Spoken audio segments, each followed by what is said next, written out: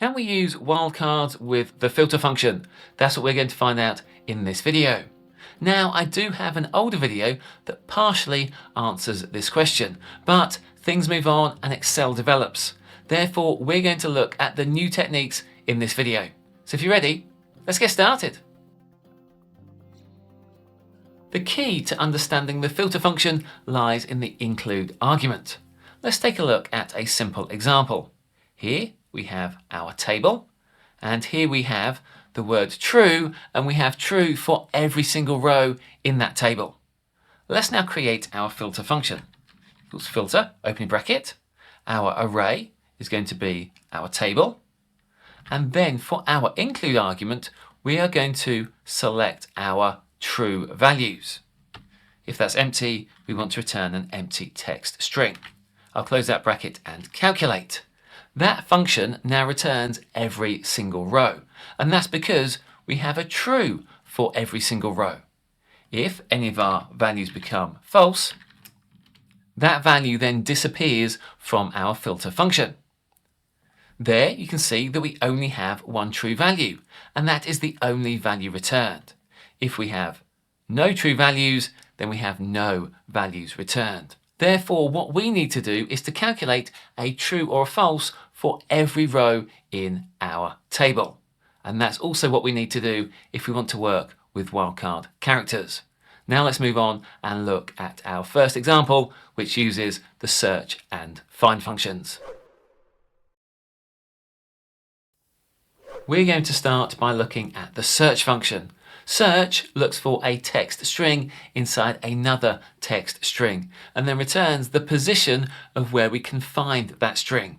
Not only that, but it also handles wildcard characters.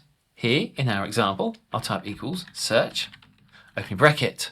The text we want to find is in cell F5, and we want to find that from our item column. I'll close the bracket at the end and calculate. That now returns number 1 for our first cell, and that's because A is the first character in alpha.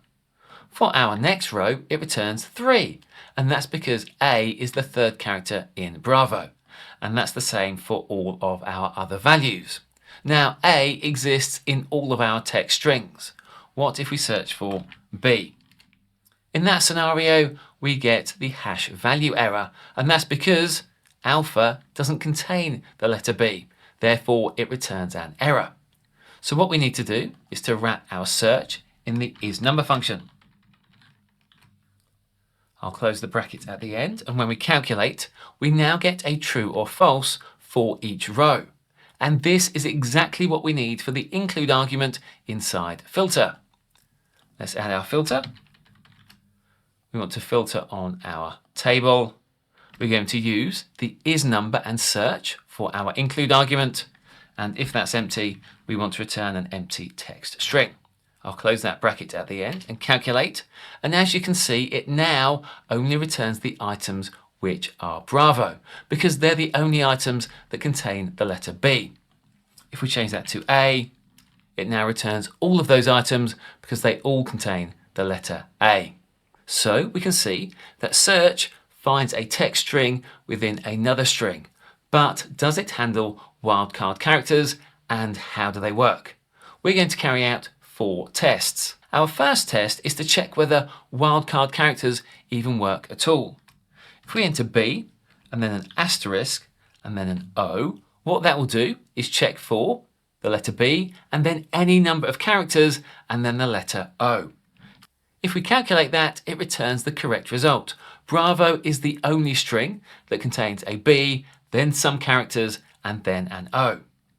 What happens if we have a lowercase b? Is search case sensitive? If we check that, we can see that search is not case sensitive. What about if we want to test whether a string starts with a specific letter? So if we enter A star, should that only return alpha? Because alpha is the only item that starts with A. Unfortunately, when that happens, it returns all of them. And that's because search doesn't check for the start or the end of a string. It only checks whether the string contains those characters at all. Finally, let's check whether search can handle an exact length of string. So we have A, and if we then enter 4 question marks, that should, in theory, just return alpha. That is the only item that has 5 characters that contains an A at the start. When that calculates, it also returns Charlie. And that's because Charlie also has a string with an A followed by 4 characters. Now we've seen that search is not case sensitive, so a common suggestion is to change search for find. However, there's an issue. Let's edit our formula. Instead of search, we're going to use find. And you'll notice that suddenly our characters just disappear. And that's because find doesn't handle wildcard characters. So if we want a case-insensitive search with wildcard characters, we can use search, but if we want a case-sensitive search, we can't just switch search for find. Let's look at our summary. Can search handle wildcards? Yes. Is it case-sensitive? No. Can it handle start and end scenarios? No. And can it return an exact length? No. So that means that search, as much as we might have recommended it in the past, is really not a great option if we want to filter by wildcards. So let's move on and look at another solution that uses BYROW and XMATCH. The XMATCH function has the ability to handle wildcards built in. So let's go and see how we can use this function inside filter to create a wildcard search. Here in cell J9, I'll type equals XMATCH, opening bracket. The lookup value that we want to find is A and star. And the star is once again our wildcard character that represents any number of characters. We want to look that up from our array. Then to comma. We then come to our match mode. And you can see number 2 is a wildcard character match. Let's select that. I'll close the bracket and calculate. And that returns 1. It only returns a single 1. And that's because it finds a matching item in the first item, which is alpha. If we change that to B and star, it will then return 2, because BYROW is the second item. But it doesn't return a column of true or false values or a column of numbers. Therefore, we need to loop over this function once for each row. What we're going to do is use the BYROW function. We want to calculate row by row. The array we want to use is our item column. Then, because this is a BYROW function, we need to say what we want to do for each row. And for this, we need to use the lambda function. Lambda is a function that enables us to create placeholder values. Our placeholder is going to be called row. What that means is that it will calculate for the first row, and then it will move down to the second row, and then the third row, and then the fourth row in our array. So we want to test J5 against each row in our array. I will then close those brackets at the end and calculate, and you'll notice that we now get NA if it doesn't match with our character and wildcard, or it returns 1 if it does match. So if we change this to A star, you'll notice that the items that are alpha now match. Because we have a number or an error, let's add in is number. And once again, we end up with a true or a false value. And we're going to use this as the include argument inside our filter function. We've got our table. For our include argument, we're going to use our isNumber and BYROW and XMATCH. If empty will be an empty text string. I'll close that bracket at the end and calculate. That now returns all the items that match where it starts with A and has a asterisk. So let's test this over our 4 tests. First of all, do wildcard characters work? Let's try B, star, and O. Yes, that now works. So that's good. Wildcard characters work. Will it handle case sensitivity? And we can see that no. In that scenario, it makes no difference whether the characters are uppercase or lowercase. Next, let's test the start or end of a string. So if we use a asterisk, what happens? We only get the items that match with alpha. And that's because A is the start of our string. So that means this XMATCH and BYROW combination does consider the start and end of strings. It doesn't match everything in a string. Finally, can it do an exact character length? And then to A, followed by 4 question marks. And yes, that works. That returns alpha. It doesn't return alpha and Charlie as we saw in our previous example using search. So how did BYROW and XMATCH perform? Can it handle wildcards? Yes. Is it case sensitive? Unfortunately, no, but it can handle the start and end of strings, and it can also match an exact length. Therefore, I think we can say that the BYROW and XMATCH combination is better than search because it passes more of our tests. However, it still can't handle a case-sensitive search, and also it's quite a complex formula. Now let's move on and look at another solution which uses REGEXTEST, and this may be the easiest method of all. REGEXTEST is a newer function inside Excel, and it uses the regex language rather than the wildcard characters that we see inside Excel. Therefore, instead of a question mark, we use a period, and rather than an asterisk, we use a period followed by an asterisk. They are the differences in terms of wildcard characters. Now let's head over and see how we can use this function to create a wildcard filter. We can set up REGEXTEST so that it applies a case-sensitive or case-insensitive search, and we can also make it handle the start and end of strings.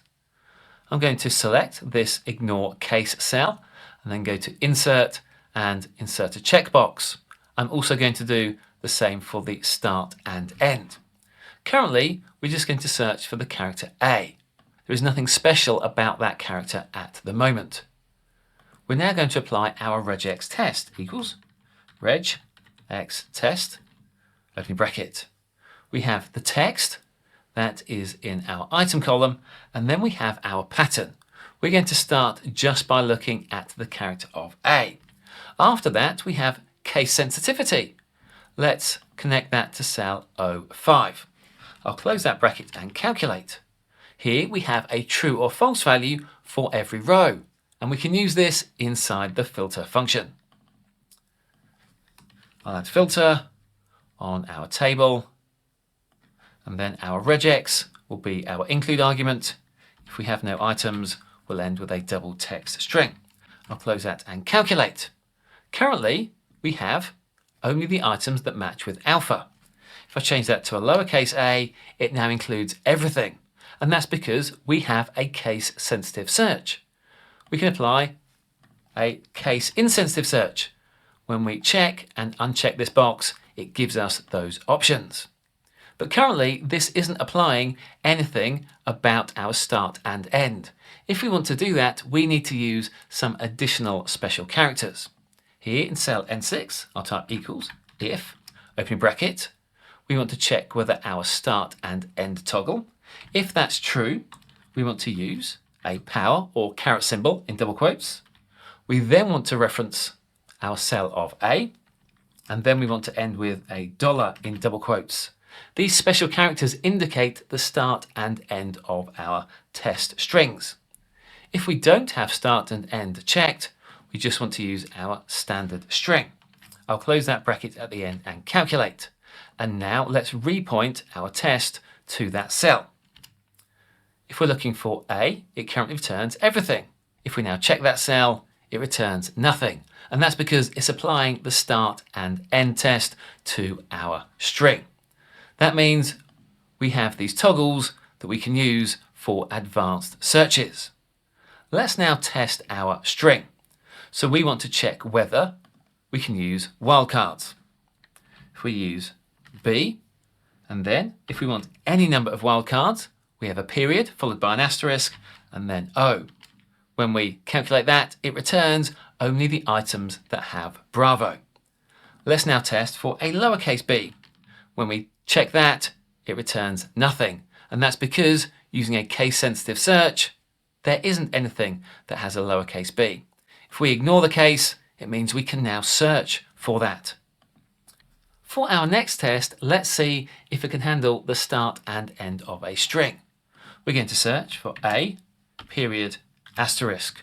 When that calculates, it gives us everything, because everything has the character of a when we ignore case. But if we apply the start and end, it only returns alpha, because that's the only item that starts with the character a. Now let's take a look at our final test. We want to know whether it can match an exact number of characters. So we need an a followed by 4 periods.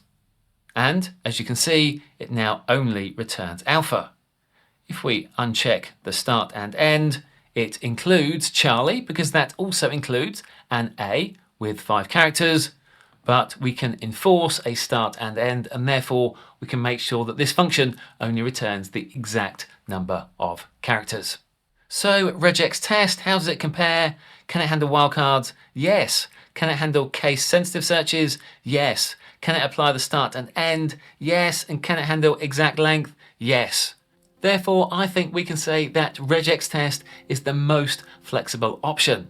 However, we do have the caveat that we do need to use different wildcard characters than we're used to in Excel. If you like this video, then don't forget to subscribe and get notifications so you don't miss any of our future videos. Thanks for watching, and I'll catch you next time.